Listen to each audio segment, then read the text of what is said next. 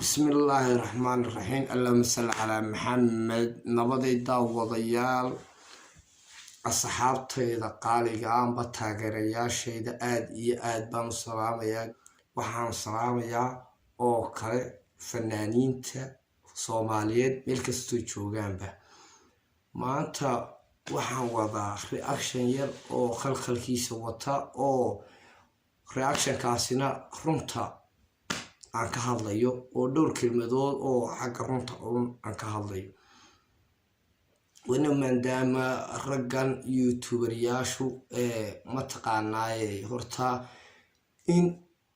kastaaba aw wax alfu doonayaa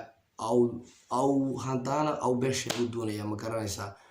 marka niyow aanu mid baa inii sheegayaa ragga youtuber-yaasha meel kastoo joogaan waxaan leeyahay waa niyow been sheego de been run u dhow baa la sheegaa laakiin been cad lama sheegayn ilaa waayo fanaaniin aad iyo aad u qaaliya geyga Soomaaliyeed ku qaaliya ayaa ka soo degay maalintii daraadhay madaarka Muqdisho oo ah Nimcaan Ilaa iyo Hodan Cabdiraxmaan iyo Dalmaryare ninka la yiraahdo dadkaasi waa fanaaniin aad u qaaliya geyga Soomaaliyeed ku qaaliya oo waxaan leeyahay sharaf mudan haddii ma taqaanaa dadka caanka ah de in wax laga sheegaa madani baa horta oo nacamta qofku wax uu sameeyay baa la sheegaa marka sida ay dadka youtuber-yaasha ila midka aba iga horeeya aba la yaqaan ee geyga Soomaaliyeed laga yaqaana aan wali nin la yaqaanay miyi nin youtuber aan ahay dhawaan bilaabay baan ahay ka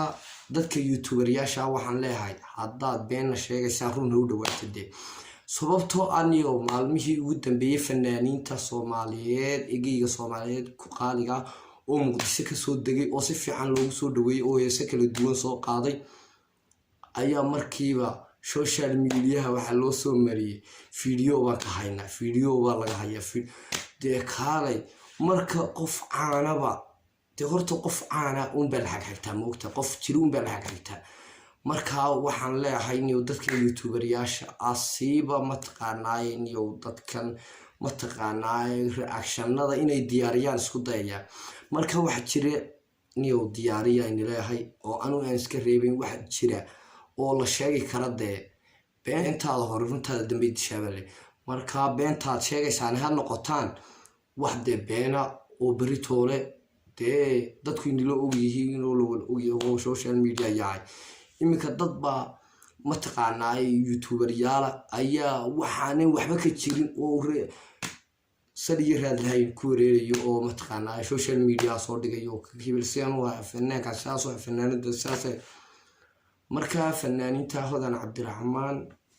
iyo Nimcaan Cabdiraxmaan Xasan Ilaa Nimcaan Ilaa iyo Dalmaryare oo halkaa ka soo degay madaarka Muqdisho aadna loogu soo dhaweeyay si sharaf iyo karaamo loogu soo dhaweeyay ayaa geyga Soomaaliyeed waxay heesa aad iska qurux badan oo aad iyo aad u macaan ayay ku soo qaadeen looma kala hadhin dadka Soomaaliyeedna dadka afka Soomaaliyeed ku hadla meel kastoo joogaan wadada walaalaa moogta laakiin hadana mid bayr jirto waxa dhiba qofkii oo fanaana oo la wada garanayo caana ayaa lagu oranayaa sidan uu noqday seen kale uu noqday waa sida waxaan jirin baa laga sheegaya marka waxaan leeyahay dadka youtuber-yaasha aad iyo aad baan cambaaraynaya waxaana inii cambaaraynaya ay tahay niyo dadka fanaaniinta ah ee geyga Soomaaliyeed meel kastoo ku nool yihiin Hargeysa ku noolaadaan Muqdisho ku noolaadaan ha ku noolaadaan Yurubta de ha joogaan meel kastoo joogaanba waxaan leeyahay niyo inta dalka gudihiisa oo aad iyo aad bay waxaan ku leeyahay dadka loo cambaareeyaa dadkaasi sharaf bay naga mudan yihiin dadkaasi karaamay leeyihiin waayo qof kastaaba waa horta in aad reaction marka soo diyaarinaysa aad noqotaa wixii oo runa oo ogtahay oo ma taqaanay meel kaste asi telefonka si guud ula xiriidho oo qofkii aad ka wareysato waxa leeyahay wixii ka jira amba inuu been yahay inuu run yahay laakiin wixii social media mid uu soo geliyaaba kii kala daawanayo kii kala sii macaaninayo moogta marka waxaan leeyahay dhalinyarta Soomaaliyeed ee youtuberyaasha ah ee caanimo raadinaysa kulli caan waa iska noqon doontaa laakiin been caan ma noqdo waxaan leeyahay aad iyo aad baan cambaaraynayaa sababtoo ah horta 99% anoo iska reebin waxa la noqday youtuberyaasha been ayay social media soo galiyaan waa in markaa beenta run loo bedelaa oo runtana la isku nacadeeday dadka way ka naxisaa la isku naco laakiin dadka ka naxisaa marka naxdini dad ma disho waxaan leeyahay de si fiican oo aad iyo aad qaamuus leh oo dadka sharafa oo karaamo leh